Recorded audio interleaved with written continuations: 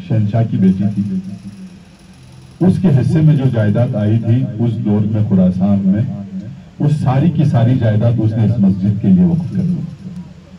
عرض کرنے کا مطلب یہ نہیں ہے کہ کتنی جائیداد اس مسجد کی اور کتنی عظیم اور وسیع کی مسجد، وہ بات اپنی جگہ درست ہے، لیکن میں یہ عرض کرنا چاہتا ہوں کہ اللہ نے اس کی فیوزات اور برکات کو اب تک 8 صدیاں، جس میں کہ کتنی نسلیں گزر جاتی ہیں، 8 صدیاں گزر گئی اس مسجد کی تعمیر کو، اور تسلسل کے ساتھ اس میں نیکیاں ہوتی ہیں۔ وجہ کیا؟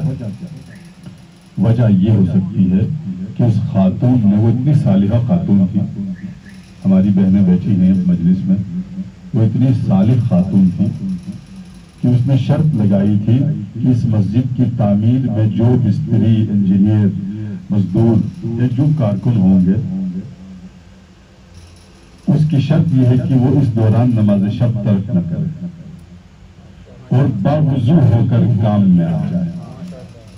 یہ شرط ہے، اس شرط کے بغیر کوئی کاریگر، کوئی مزدور، کوئی انجینئر وہاں کام نہیں کرے گا، کہ ایک تو وہ نماز شب پڑھے، دوسرا باوضو ہو کر کام کرے تمام دوران۔ جب ان شرائط کے ساتھ وہ مسجد بنی ہوگی تو اللہ نے اس میں اتنی برکت ڈالی ہے کہ آج دنیا کی قدیم ترین موقوفات رکھنے والی مسجدوں میں اسے کہتے ہیں پاکیزہ زندگی۔ اس کی سوچ کتنی بلند تھی خاتون کی۔ ضروری نہیں ہے کہ بڑے کام کرنے کے لیے مرد ہی ہو، بڑے کام خواتین نے بہت بڑے کیے۔ بڑے کام کرنے کے لیے سوچ کی بلندی، نیت کی اعلیٰ ظرفی اور معرفت کی ضرورت ہے۔ وہ اگر خاتون میں ہو تو خاتون کرے گی، وہ اگر کسی مرد میں ہو تو مرد انجام دے گا۔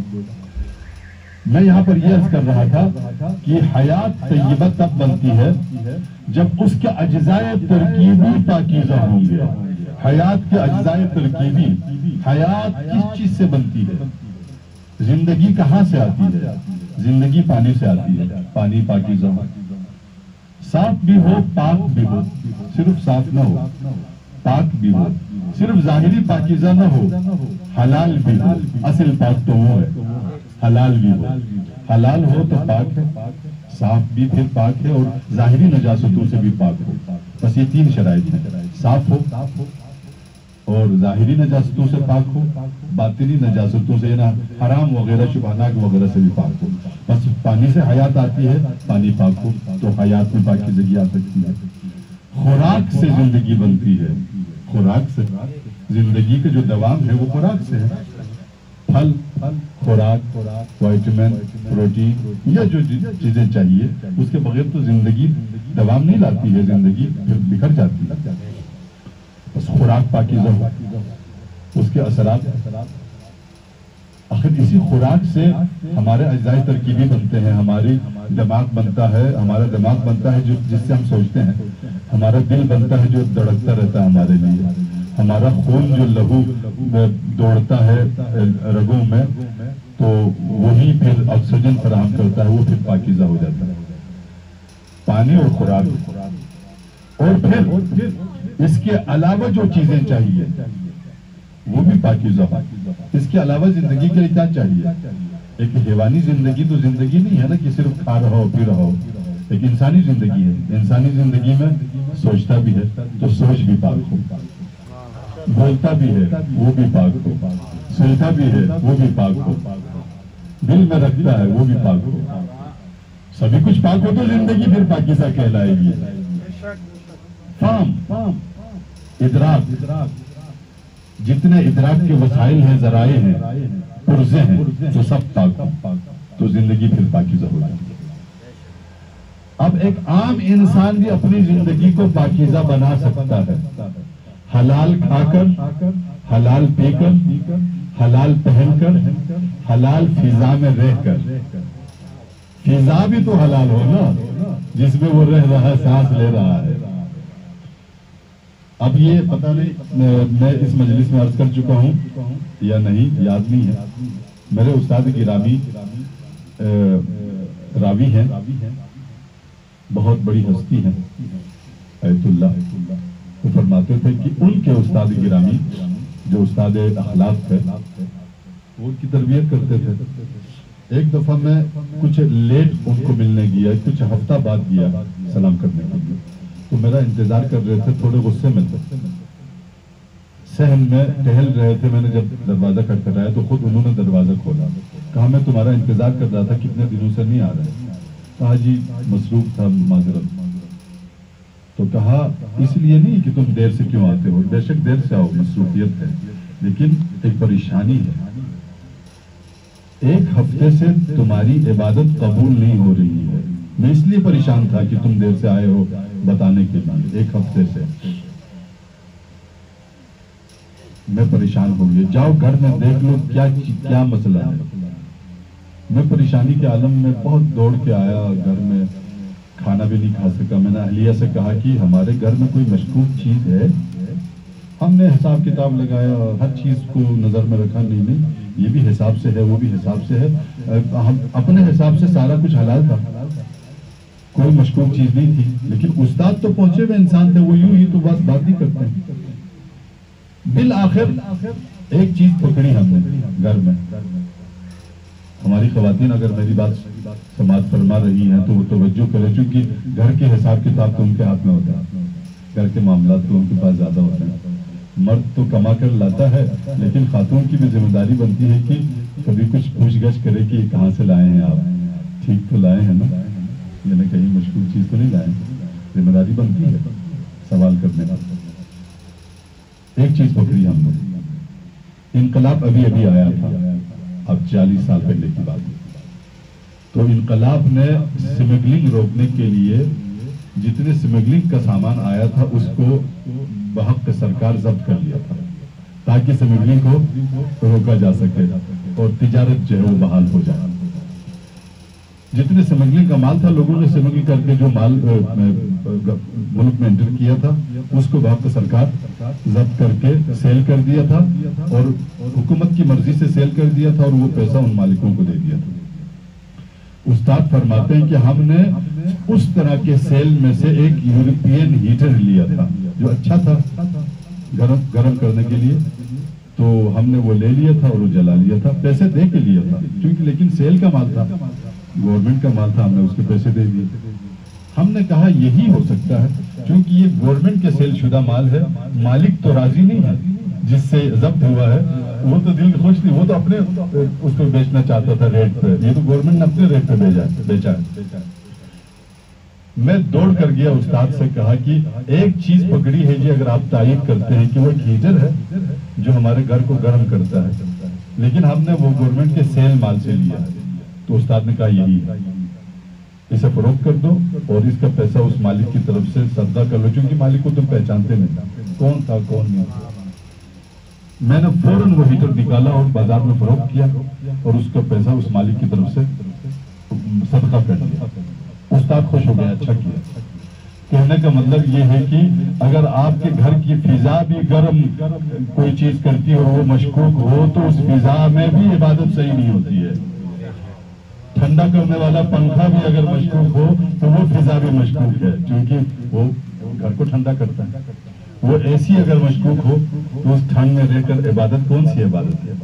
فضا بھی پاکیزہ ہو، خوراک بھی پاکیزہ ہو، لباس بھی پاکیزہ ہو، فرش بھی پاکیزہ ہو، چھت بھی پاکیزہ ہو، ماحول بھی پاکیزہ ہو، پانی بھی پاکیزہ ہو، بجلی بھی حلال کی ہو، گیس بھی حلال کی ہو، پانی بھی حلال کا ہو، سبھی کچھ حلال کا ہو، کام چوری بھی نہ کرتا ہو، اپنی ڈیوٹی کے اوپر صحیح ڈیوٹی کر کے تنخواہ لیتا ہو، خمس بھی نہ رکھتا ہو اپنے پاس ادا کرتا ہو، قرضہ بھی نہ رکھتا ہو ادا کرتا ہو، بھائی بہنوں کا حق بھی نہ رکھتا ہو ادا کرتا ہو، کسی کا حق بھی نہ مارتا ہو. یہ سارا کچھ کا پھر یہ حیات بنتی ہے طیبہ، یہ زندگی ہوتی ہے پاکیزہ. نیکی یہی ہے، جہاد یہی ہے. یہ 24 گھنٹے کا جہاد ہے. محاذ پر لڑے جانے والی جو جنگ ہے وہ 2 مہینے کی جنگ ہے، 3 مہینے کی جنگ ہے، سال کی جنگ، لمحوں کی جنگ ہے. ہو سکتا ہے شہادت نصیب ہو جائے، مگر یہ جنگ 24 گھنٹوں کی ہے. یہ جنگ زندگی بھر کی ہے. میں مسجد میں جب تقریر کرتا ہوں تو لوگوں کو دکھاتا بھی ہوں کہ یہ جو پیچھے امام کھڑا ہوتا آگے، اس جگہ کو کیا کہتے ہیں؟ تو لوگ کہتے ہیں جی محراب کہتے ہیں. ارے آپ کو معلوم ہے محراب کا مطلب کیا ہے؟ تو اکثر کہتے ہیں جی معلوم نہیں. میں عرض کرتا ہوں کہ محراب کا مطلب یہ ہے، محراب حرب سے ہے، بڑی ہے سے، چھوٹی ہے سے نہیں۔ حرب عربی میں جنگ کو کہتے ہیں، محراب جنگ کے مقام کو کہتے ہیں۔ اس کو کیوں کہا جنگ کا مقام ہے جہاں امام کھڑا ہوتا ہے؟ یہاں دو دشمنوں سے جنگ کی جاتی ہے، ایک شیطان سے جنگ کی جاتی ہے، ایک خواہشات نفس سے جنگ کی جاتی ہے، اس لیے جنگ کا مقام ہے۔ یہ جو مجلس ہے، سفیر صاحب نے بھی کہا اور دوسرے شعراء نے بھی اپنے تخیلات یا ان شعراء کے تخیلات پیش ہوئے، اچھے تخیلات ماشاءاللہ۔ یہ مجلس بھی محراب ہے ایک لحاظ سے، خواہشات سے جنگ لڑنے کی جگہ ہے، یہاں پر بھی برے عقائد سے جنگ لڑنے کی جگہ ہے، یہاں پر بھی برے افکار سے لڑنے کا مقام ہے، اپنے خیالات سے لڑنے کا مقام ہے، اپنے خواہشات سے لڑنے کا مقام ہے۔ اس لیے کہ ہم جس جگہ پر بیٹھے ہوئے ہیں وہ جگہ حسینیہ کہلاتی ہے۔ امام بارگاہ کو عربی اور فارسی میں حسینیہ کہتے ہیں، یعنی حسین کی جگہ، حسین سے منسوب جگہ۔ جہاں حسین سے منسوب جگہ ہو وہاں جنگ ہی جنگ ہے، وہاں خواہشات سے بھی جنگ ہے، وہاں افکار بد سے بھی جنگ ہے، وہاں غلط سوچوں سے بھی جنگ ہے، وہاں ہر قسم کے شیطانی خواہشات سے بھی جنگ ہے۔ تو پھر جا کے زندگی بنتی ہے حسینی۔ زندگی یوں ہی حسینی نہیں بنتی ہے، زندگی حسینی بنتی ہے عقیدہ جسے کہتے ہیں، اعتقادات، اصول دین، ایمانیات، جو بھی آپ نام لیں، ان میں انسان پختہ ہو اور پھر عمل میں انسان پختہ ہو۔ یہ تو پر ہے انسان کے پرواز کے، عقیدہ و عمل، ایمان و عمل، ایمان و عمل صالح، نام مختلف ہیں بات ایک ہے۔ ایمان و عمل کہیے، ایمان و عمل صالح کہیے، یہ دو پر ہے پرواز کرنے کے۔ ایک پر کاٹ دیا قرآن خواستہ، یہ کہا گیا کہ ایمان کافی ہے، عمل کی کوئی ضرورت نہیں ہے۔ آپ نے مومن کا ایک پر کاٹ دیا، وہ کیسے پرواز کرے گا، وہ کیسے معراج پہ جائے گا؟ ایک پر کسی نے کہا نہیں، ایمان کی کوئی ضرورت نہیں ہے، نمازیں پڑھتے رہو، روزے رکھتے رہو۔ ارے تم نے اگلا پر کاٹ دیا، کسی نے وہ پر کاٹ دیا، کسی نے یہ پر کاٹ دیا، کسی نے دونوں پر کاٹ دیے، نہ ایمان نہ عمل صالح، حیوان ہی ہو گئے، جانور بن گیا، جانور بن گیا۔ اس کے پاس نہ ایمان کی کوئی اہمیت ہے نہ عمل صالح کی کوئی اہمیت ہے۔ جیسے آج کے زمانے کے ایتھکس لوگ جو ہیں، الہاد کے شکار لوگ، نہ خدا کو مانتے ہیں، نہ کسی عمل کو مانتے ہیں، نہ کسی قیامت کو مانتے ہیں، دونوں پر کاٹ ڈالے ہیں انہوں نے، وہ حیوان بن گئے، وہ کیڑے مکوڑے بن گئے، وہ کھاتے ہیں، پیتے ہیں، اولاد پیدا کرتے ہیں، مر جاتے ہیں، کب جاتے ہیں جاننا جاتے ہیں۔ ان کی کوئی حیثیت نہیں، حیثیت ان کی ہے جن کے دونوں پر موجود ہیں۔ ان پروں کو وہ استعمال میں بھی لاتا ہوں، ان پروں سے وہ پرواز بھی کرتا ہوں۔ میں یہاں پر یہ عرض کرتا ہوں، کربلا ہمیں پرواز سکھاتی ہے، شہدائے کربلا ہمیں پرواز سکھاتے ہیں، اسرائے کربلا ہمیں پرواز سکھاتے ہیں، سید سجاد ہمیں پرواز سکھاتے ہیں، زینب کبریٰ ہمیں پرواز سکھاتی ہے کہ اونچائی پہ جاؤ، اونچائی پہ جاؤ، لامحدود میں جاؤ، لامحدود میں۔ تمہارے اندر پوٹینشل یہ ہے کہ تم لامحدود میں پرواز کر سکو۔ محدود فضاؤں میں کیوں رہتے ہو، پنجرے میں کیوں رہتے ہو؟ فضائیں کھلی ہیں، ہوائیں کھلی ہیں، لامحدود فضاؤں میں پرواز کرو، ایسی پرواز کرو کہ پھر چلتے چلتے چلتے چلتے تم دیدار رب نصیب ہو جائے تمہیں۔ یہ کیسی زندگی ہے جو تم نے زمین سے محکوم کی ہوئی ہے، کیلیں ٹھوسی ہوئی ہیں۔ اگر ایک تختے کو بہت مضبوط کیلوں سے، مضبوط فرش کے ساتھ اسے چپکا دیا گیا ہو اور کیلیں ٹھوسی گئی ہو، اس تختے کو اکھاڑنا مشکل ہو جاتا ہے، پریشان کن عالم۔ لیکن اگر تختہ زمین پر رکھ دیا گیا ہو اور کیلیں نہ ٹھوسی ہو تو اسے اٹھانا آسان ہے۔ زندگی کو اٹھانا آسان بناؤ، زندگی کو اونچائی پہ لے جاؤ، گھڑوں سے، کھائیوں سے، پستیوں سے، ذلتوں سے نکالو، اونچا کر لو زندگی کو۔ وہ حیات طیبہ ہے، ہلکا کر لو زندگی کو، وہ حیات طیبہ ہے۔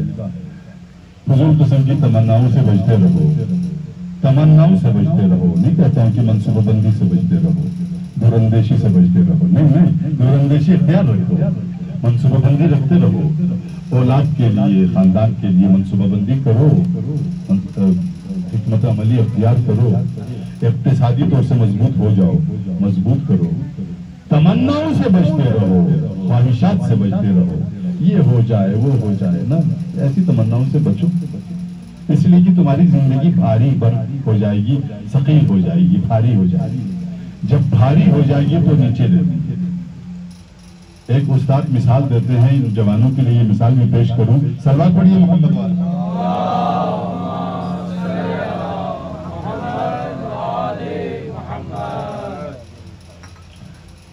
अभी हम तीसरी मंजिल की छत पे हैं, ये दूसरी मंजिल। अगर ये घर 5 मंजिला होता और फिर थोड़ा और ऊंचा कर लो 10 मंजिला होता और उसकी छत पर हम होते तो ये सारा गोरी तो आपकी निगाहों में होता। जैसे जैसे इंसान ऊंचा होता है दुनिया छोटी होती है। आप जहाज में अगर बैठे हैं, यकीनन बैठे हैं ज़ियारत वगैरह पे सफर के लिए जाते हुए, जहाज जब उड़ान बढ़ता है तो नीचे एयरपोर्ट के ऊपर, रनवे के ऊपर आसपास में चीजें आपको तभी नजर आती है, आम नजर आती है। जैसे उड़ान बढ़ता है, हवा में उड़ता है तो नीचे चीजें छोटी होनी शुरू हो जाती है। जब मजीद ऊंचाई पे जाता है तो नीचे बड़े बड़े बंगले, माचिस की डबियां नजर आती है। क्यों? इंसान ऊंचा होता है तो दुनिया हकीर नजर आती है, इंसान नीचे होता है तो बिल्डिंग बड़ी नजर आती है। हमें ये दुनिया बड़ी क्यों नजर आती है? इसलिए कि हम उड़े ही नहीं, नीचे बैठे हुए हैं। जरा उड़ो, ऊंचाई पे जाओ तो ये चीजें हकीर नजर आएंगी। अइम्मा ताहिरीन अलैहिमुस्सलाम को ये दुनिया हकीर क्यों नजर आती थी? वो खुदा तक पहुंचे हुए थे तो उन्हें ये दुनिया हकीर नजर आती है। जो खुदा तक पहुंचता है उसके नजदीक ये दुनिया कोई शे नहीं है। मौलाई कायनात अमीरुल मोमिनीन अली इब्न अबी तालिब अलैहिस्सलाम ने इरशाद फरमाया, सल्लल्लाहु अलैहि वसल्लम, अगर तुम्हारी ये दुनिया मेरे नजदीक कोई चीज होती, कोई हैसियत रखती इतनी भी कि मैं इसके लिए, अगर मुझे कहा जाए कि सारी दुनिया, ये जो कुरे जमीन है ये तो छोटी दुनिया है ना, ये सारी दुनिया जिसमें कि अफलाक भी है, फर्श भी है, अर्श भी है, सब कुछ, ये सारी कायनात लौ उतीतु, तवज्जो फरमा रहे हैं, लौ, सलवात पढ़िए मोहम्मद वाले,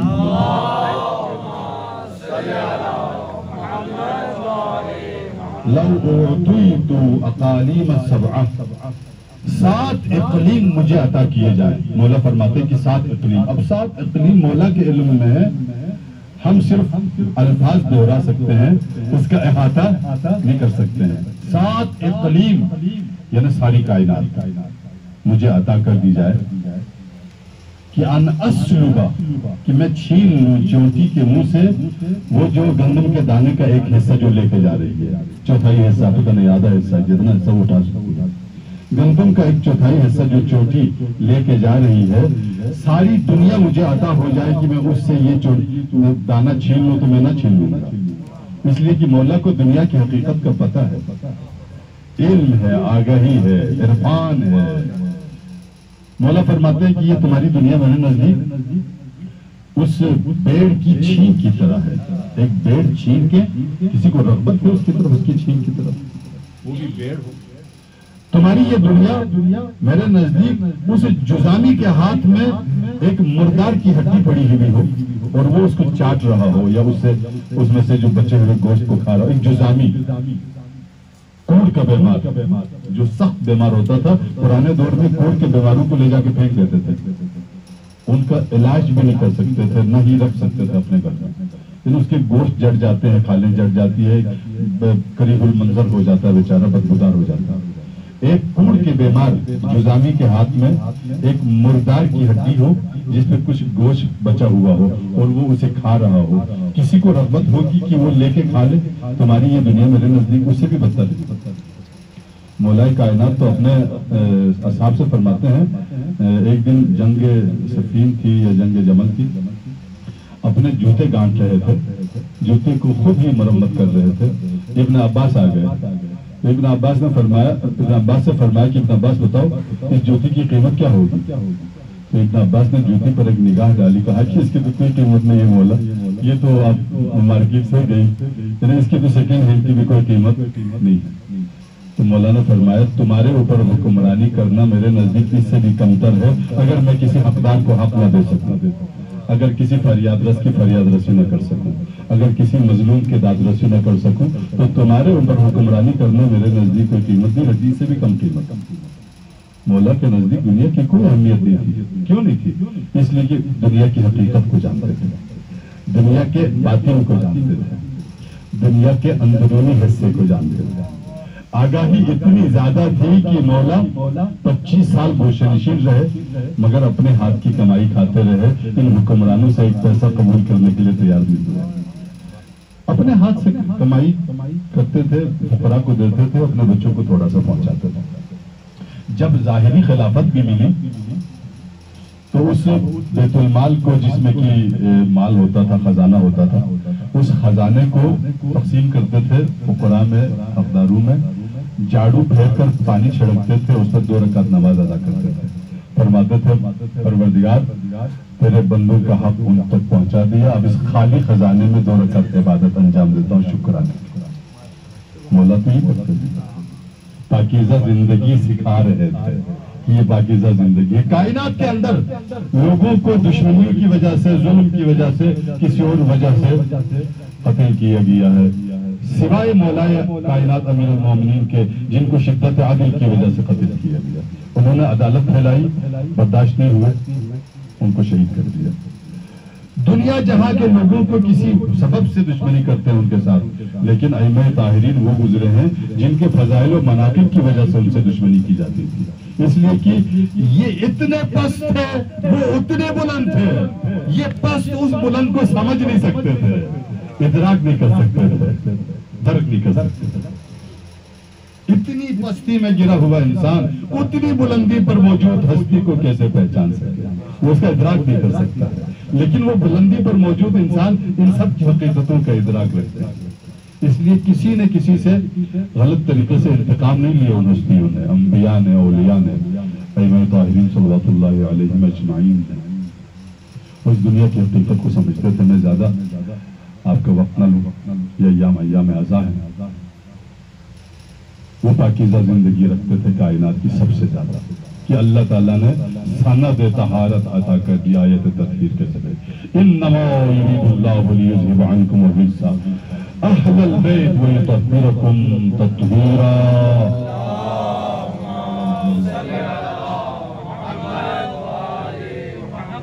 سند طہارت بھی انہی کو عطا ہوئی, سند سخاوت بھی انہی کو عطا ہوئی, سند ولایت بھی انہی کو عطا ہوئی, سند عبادت بھی انہی کو عطا ہوئی. تمام اسناد جو اللہ کی طرف سے تمغے عطا ہوئے اسی خاندان کو عطا ہوئے.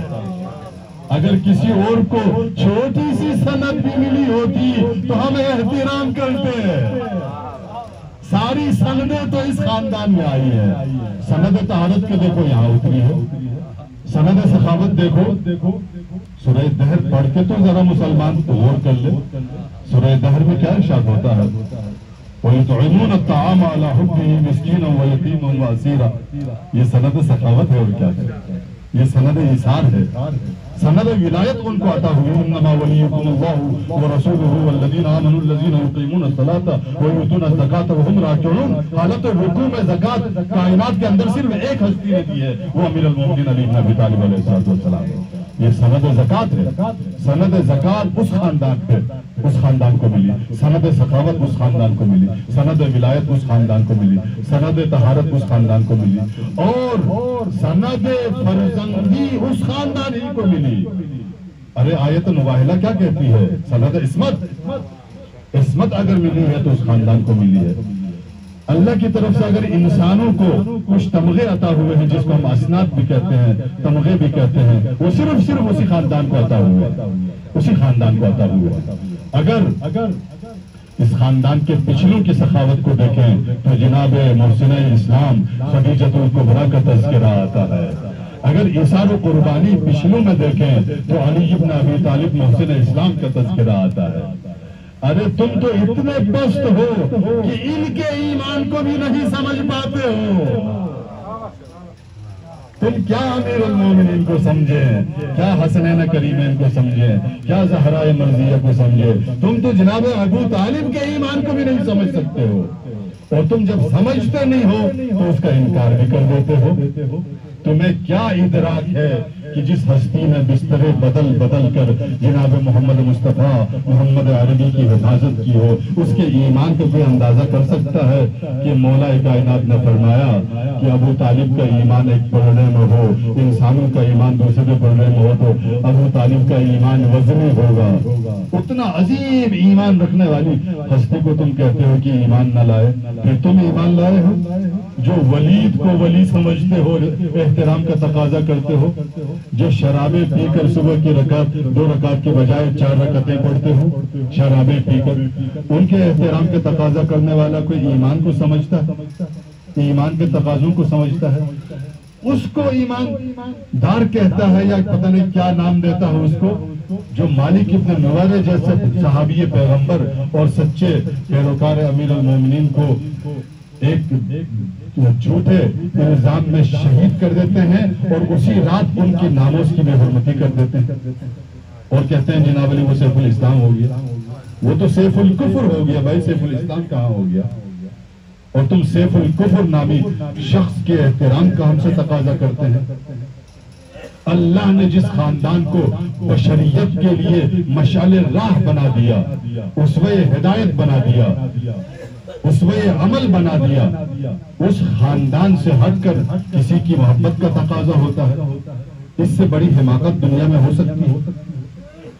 ان کی طہارت کا تو اللہ تعالیٰ قرآن مجید میں گواہ ہے, نہ صرف گواہ ہے بلکہ قرآن مجید ایک لحاظ سے دیکھا جائے تو اسی خاندان کی قصیدہ گوئی کرتا ہے, اسی کی مدح سرائی کرتا ہے, اس خاندان کو بشریت کے لیے پہچانواتا ہے کہ آؤ اس خاندان کے پیچھے چلو. اگر کچھ لینا بھی ہے تو اس خاندان کو دیکھو, کچھ دینا بھی ہے تو اس خاندان کو دیکھو, کچھ کرنا بھی ہے تو اس خاندان کو دیکھو, کچھ ساکت ہونا بھی ہے تو اس خاندان کو دیکھو, بولنا بھی ہے تو اس خاندان کو دیکھو. آخر میں ایک حدیث امام جعفر صادق علیہ السلام, چھٹے امام کی پیش کروں گا کہ آپ نے ہمیں نصیحت کرتے ہوئے فرمایا ذرا حدیث ہمارے لیے تربیت کنندہ ہے, سخت بھی ہے مگر پیغام رساں. یہ گفتگو کے آخر میں مصائب سے پہلے حدیث عرض کروں. آپ نے فرمایا من اصغا عزیزان من جوانان, اس حدیث کو آج کی مجلس کے اندر سے بطور تبرک کے لے جائیے, اس کے مفہوم کو کم سے کم. آپ نے فرمایا من اصغا, چھٹے امام کے جو کوئی کسی بولنے والے کو غور سے سنے, جو کوئی کسی بولنے والے کو غور سے سنے, کوئی بھی بولنے والا نمبر پہ آگے, یوٹیوب پہ, الیکٹرانک میڈیا پہ, کسی گلی کوچے جلسے میں, کہیں بھی بولنے والا, کسی بولنے والے کو کوئی غور سے سنے. من اصغا الی ناطق فقط عبدا, گویا کہ وہ اس کی پرستش میں مشغول ہو گیا. غور سے سننے کا مطلب کان سے ٹکرانے والی بات نہیں. آپ سن نہیں رہے, کان سے ٹکرا رہی ہے کوئی بات, وہ تو آپ کے حصے میں نہیں آئے گا. آپ کے کان ہیں تو آواز تو آ جاتی ہے مگر آپ اسے سن نہیں رہے. کوئی غور سے سنے, کوئی آواز کوئی بولنے والوں کو سنے, وہ گفتگو کر رہا ہے, وہ شعر سنا رہا ہے, وہ گانا سنا رہا ہے, وہ قصیدہ سنا رہا ہے, وہ کیا سنا رہا ہے. فقط ابدا, وہ اس کی پرستش میں گویا مشغول ہو گیا. فمن نطق من الرحمن فقط ابدا الرحمن, اگر یہ بولنے والا اللہ کی طرف سے بولتا ہے تو سننے والا اللہ کی عبادت میں مصروف ہے. اگر یہ خدائی بولتا ہے تو یہ سننے والے خدا کی عبادت میں مصروف ہے.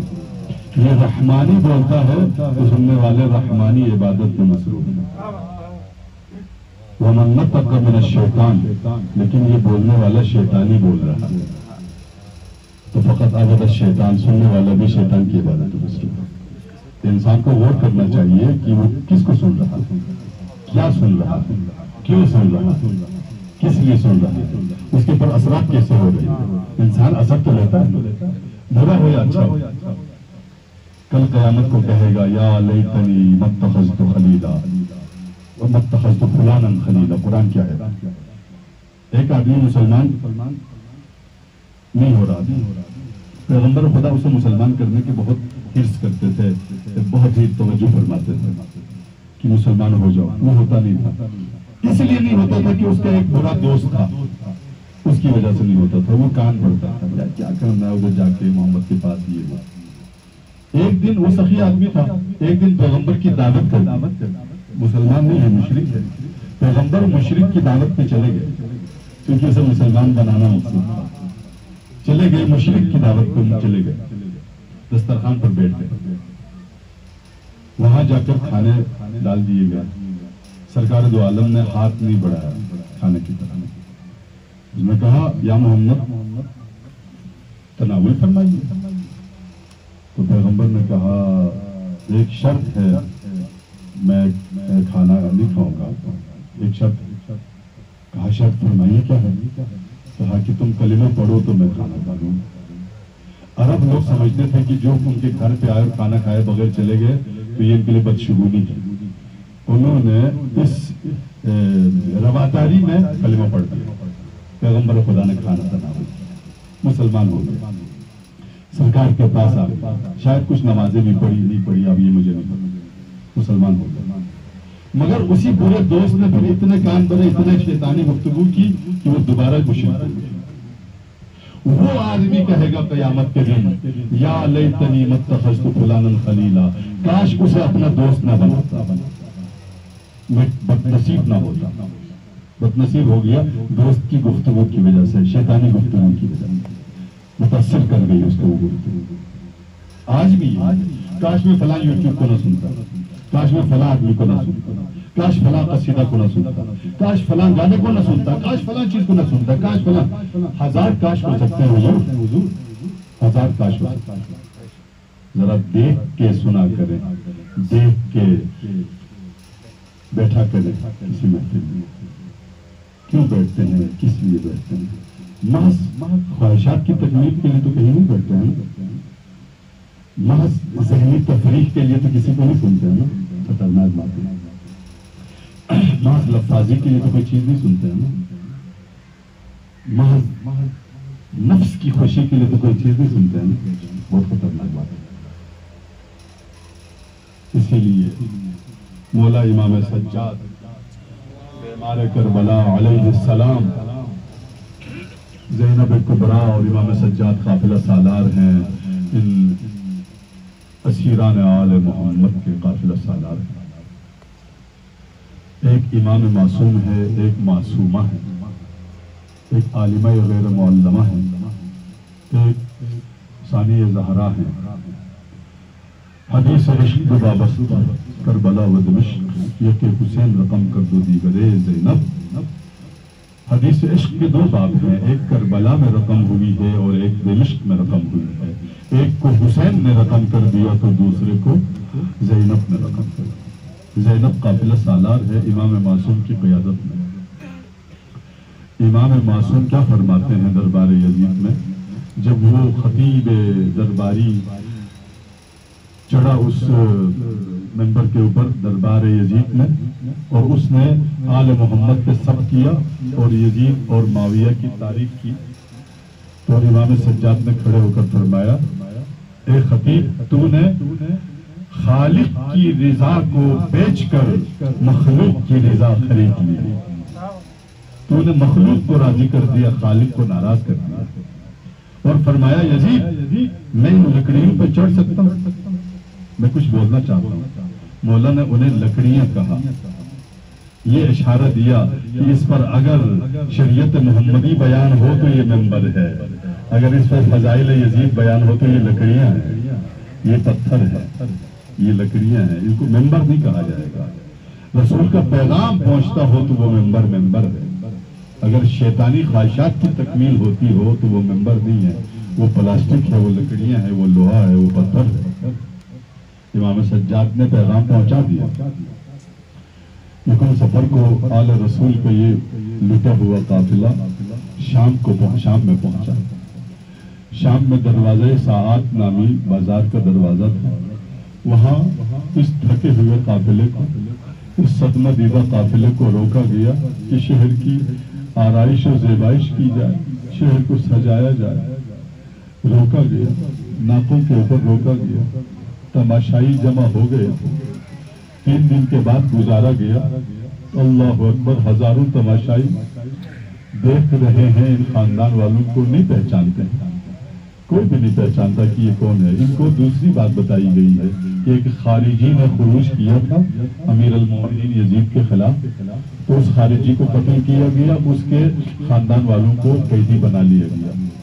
انہیں کیا پتا تھا کہ وہ خارجی جو بتایا گیا ہے وہ کون تھا اور یہ خاندان کون ہے.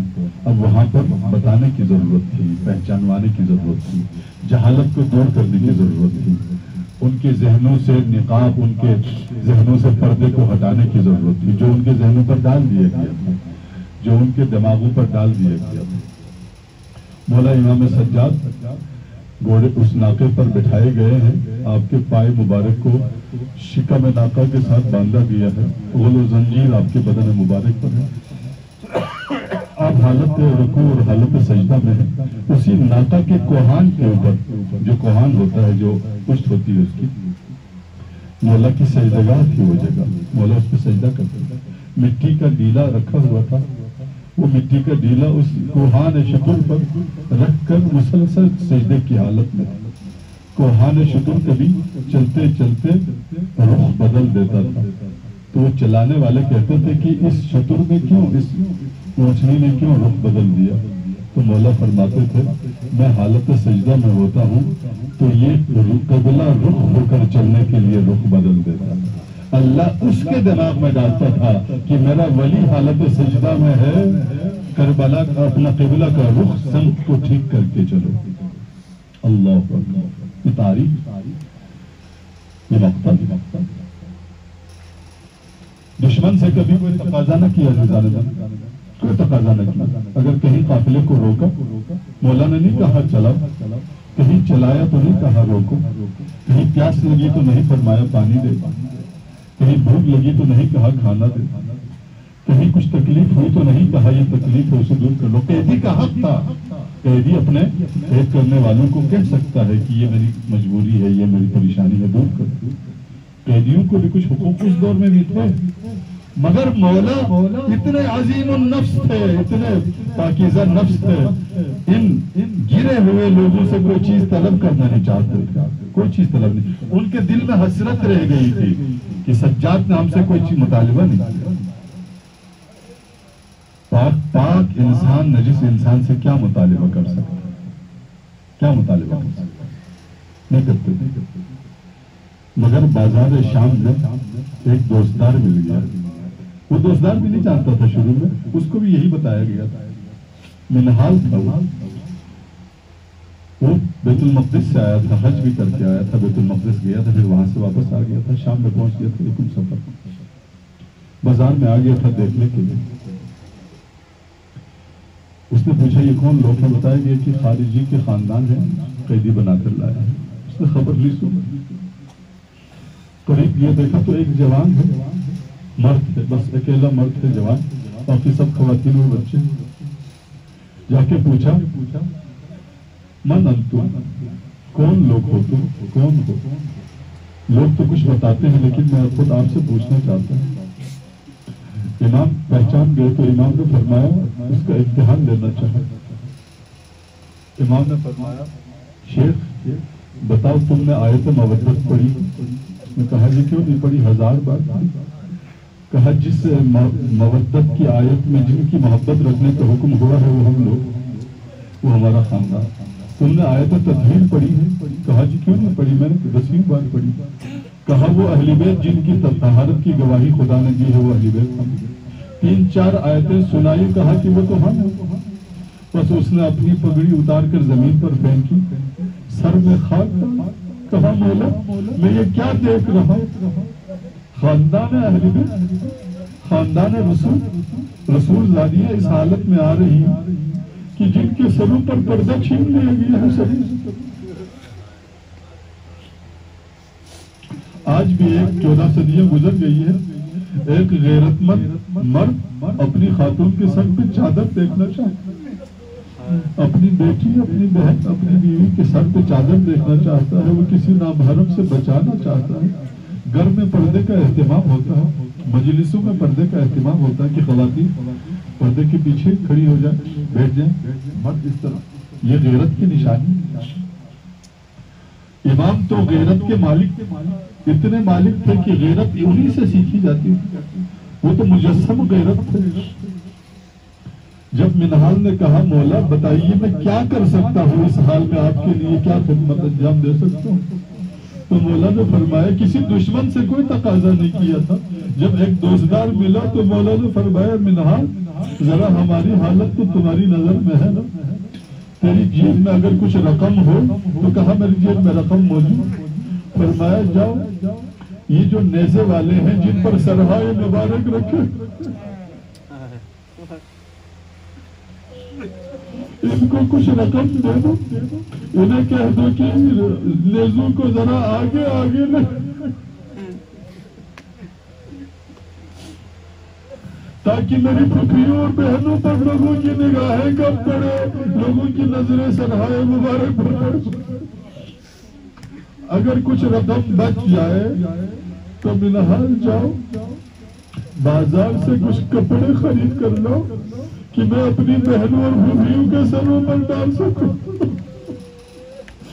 مولا کتنے مظلوم ہو گئے تھے کہ جب ایک دوستدار مل گیا تو اپنی پریشانی میں مولا سجاد فدا ہو آپ پر 1000 جانے لاکھوں جانے، آپ نے پانی کا مطالبہ نہ کیا، کھانے کا مطالبہ نہ کیا، کھجوروں کا مطالبہ نہ کیا، کسی اور چیز یہ نہیں فرمایا کہ میرے غل زنجیر کو کھلوا دو، میری ٹانگوں کو کھلوا دو، بندے ہوئے بندی ہوئی ٹانگیں، بندے ہوئے ہاتھ، غل زنجیر میں گری ہوئی گردن، نہیں فرمایا اسے ذرا ہلکا کر لو، فرمایا کچھ کپڑے خرید کر لاؤ تاکہ میں اپنی پھوپھیوں اور بہنوں پہ ان کو چادر کے طور سے پہنا سکوں۔ اللہ اکبر۔ بالحال میں وہ انجام دیا، امام سجاد اسیروں کے ساتھ ساتھ چلتے گئے، زندان شام میں رکھا گیا، اگلے دن دربار سجایا گیا،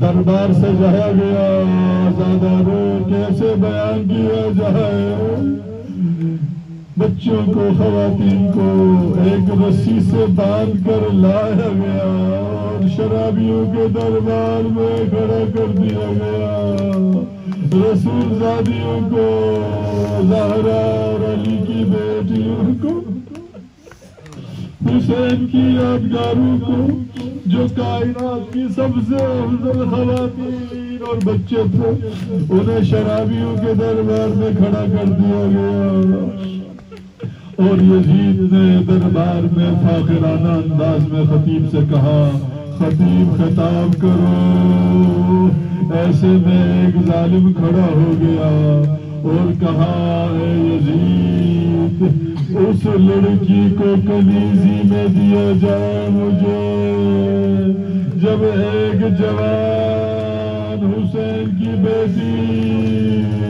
اب کنیزی میں مانگی جا رہی ہے، زینب کبریٰ بچی کے اوپر گئی، سینے سے لگا کر فرمایا اے لعین تجھے کیسے جرأت ہوئی آل رسول کی بیٹی کو یہ کنیزی میں مانگنے کی۔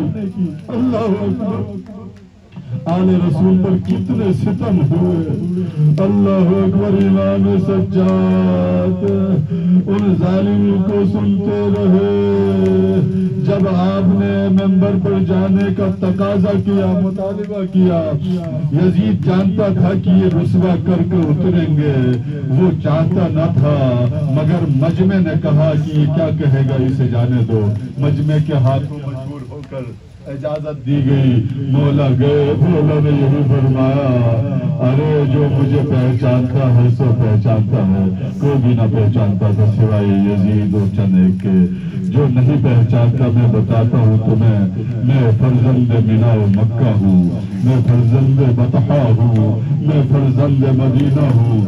اگر تمہارے پاس مدینہ ہے تو فرزند میں اسی کا ہوں، اگر تمہارے پاس مکہ خانہ خدا ہے تو میں اس کا فرزند ہوں۔ اصل تو میں ہوں، اور تم جس کے حج کو جاتے ہو، جس گھر کے، اس گھر کے محافظ تو ہم ہیں، اس گھر کے دل تو ہم ہیں۔ اللہ اکبر۔ تم اگر میرا تعارف چاہتے ہو تو میں تعارف کیے دیتا ہوں۔ اوتینا ستن، ہمیں 6 چیزیں عطا کی گئی جو کائنات میں کسی کو عطا نہیں کی گئی۔ اللہ اکبر۔ بتاتے بتاتے مولا کائنات پر پہنچے، میں اس کا فرزند ہوں جو فاتح خیبر و خندق تھے، میں اس کا فرزند ہوں جو رسول اللہ کے ساتھی داماد اور بھائی تھے دنیا و آخرت میں اس کا فرزند ہوں کہ جس پر اللہ نے جس کو لیے آیات نازل کر دی، میں اس کا فرزند ہوں کہ جس کے ذریعے سے دنیا میں اسلام پھیلا، جس کی ذوالفقار کے ذریعے 80 سے زیادہ فضائل مولا علی بتا دیے۔ لوگوں کو مولا علی کے خلاف اکسایا گیا تھا۔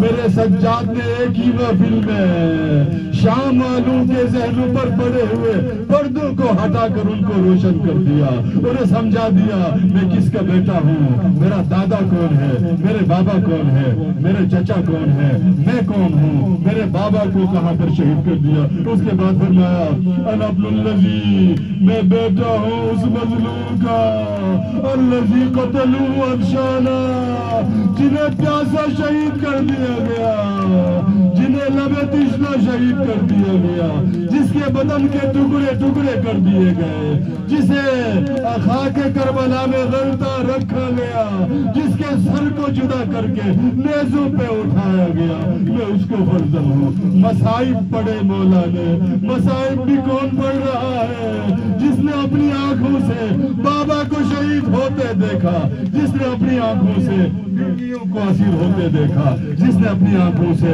خیمے جلتے دیکھے، جس نے اپنی آنکھوں سے اصغر بیشیر کی حالت دیکھی، جس نے اپنی آنکھوں سے برچی لگتے دیکھا، جس نے اپنے آنکھوں سے قلم ہوتے بازو دیکھے، جس نے اپنی آنکھوں سے رسن رسیدہ گردنیں دیکھی، جس نے اپنی آنکھوں سے ہٹتی ہوئی چھینی گئی چادریں پھر بے مقنا وہ چادر سرائے مبارک دیکھے۔ شاید مدینہ کے اندر مولا سے جب بھی پوچھا جاتا اس پورے سفر میں کہاں مصیبتیں زیادہ آئی تو مولا سجاد یہی فرماتے تھے رو کر الشام الشام الشام، 3 بار فرماتے تھے۔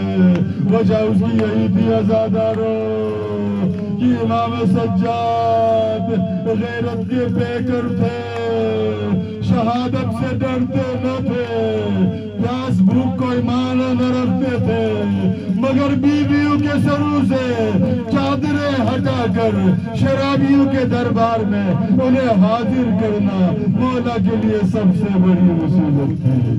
انا للہ و انا الیہ راجعون، وسیعلم الذین ظلموا